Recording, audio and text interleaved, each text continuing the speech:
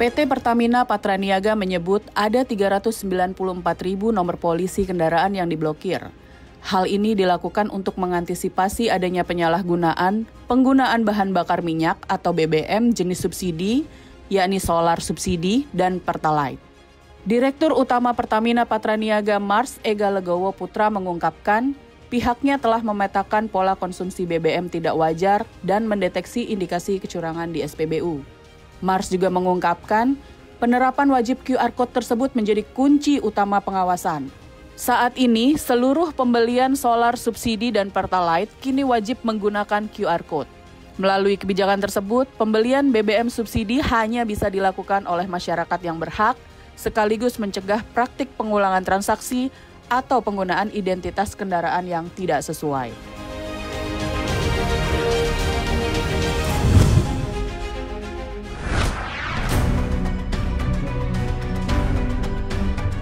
Direktorat Jenderal Pajak Kementerian Keuangan mengungkap masifnya praktik manipulasi nilai ekspor produk turunan CPO yang merugikan penerimaan negara.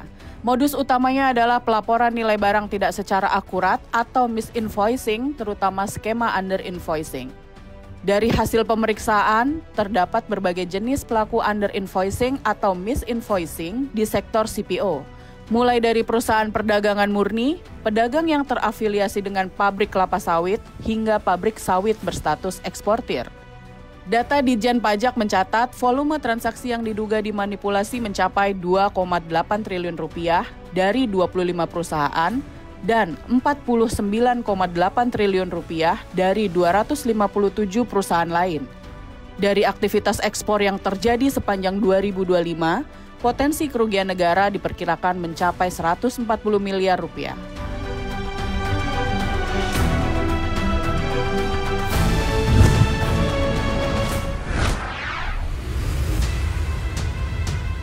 Para buruh akan kembali melakukan aksi demonstrasi pada 22 November mendatang. Aksi ini merupakan bentuk kekecewaan para buruh atas rencana kenaikan upah minimum 2026 yang tidak sesuai dengan harapan buruh. Presiden Konfederasi Serikat Pekerja Indonesia atau KSPI Said Iqbal mengungkapkan, aksi 22 November ini karena sehari sebelumnya akan ditetapkan kenaikan upah minimum 2026 oleh Menteri Ketenagakerjaan Yasharli. Said Iqbal juga mengatakan aksi demo digelar 22 November 2025 merupakan bentuk kekecewaan para buruh karena tidak dilibatkan dalam penentuan upah minimum 2026. Selain menggelar aksi demo pada 22 November mendatang, buruh juga akan mengancam aksi mogok nasional bila kenaikan upah minimum tidak sesuai yang diharapkan.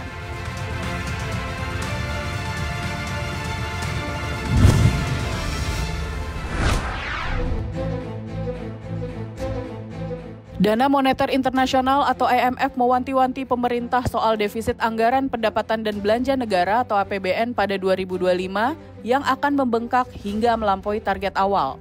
IMF menyebut defisit APBN pada 2025 akan mencapai 2,8% dari produk domestik bruto Indonesia atau jauh melampaui target awal dalam APBN 2025 sebesar 2,53% atau setara 616,2 triliun rupiah. IMF memperkirakan tekanan terhadap fiskal akan terjadi karena ekspansi yang akan dilakukan pemerintah untuk menjaga laju pertumbuhan ekonomi. Namun, pertumbuhan ekonomi akan tetap stabil di angka 5% pada 2025 dan 5,1% pada 2026. IMF menyarankan pengelolaan pelaksanaan anggaran yang cermat untuk mengamankan target anggaran pemerintah akan memberikan dukungan fiskal yang dibutuhkan bagi perekonomian sekaligus menjaga ruang fiskal untuk dimanfaatkan jika risiko penurunan terjadi. IMF juga memperkirakan inflasi umum Indonesia akan terjangkar dengan baik dan diproyeksikan akan konvergen menuju titik tengah kisaran sasaran.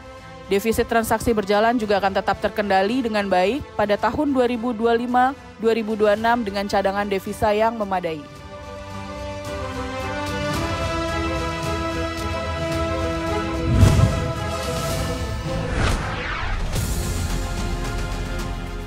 Presiden Amerika Serikat Donald Trump mengatakan negaranya akan menjual jet tempur siluman F-35 kepada Arab Saudi. Trump memuji Saudi sebagai sekutu yang hebat. Persetujuan Trump ini disampaikan menjelang kunjungan kerja putra mahkota Saudi, Pangeran Mohammed bin Salman ke Amerika Serikat pada Selasa waktu setempat. Trump dan MBS akan melakukan pembicaraan di Gedung Putih. Sebelumnya, Trump menyampaikan bahwa Riyadh telah menunjukkan minat yang besar untuk membeli jet tempur canggih buatan Lockheed Martin. Trump juga menyebut Saudi ingin membeli banyak unit jet tempur siluman F-35, di mana teknologi dan kerahasiaannya sangat dijaga oleh Amerika Serikat. Selama ini, pembelian jet tempur siluman dibatasi hanya untuk sekutu-sekutu dekat Amerika saja. Selain jet tempur, Trump dan Pangeran MBS akan menandatangani kerjasama ekonomi lainnya seperti kesepakatan gas alam cair.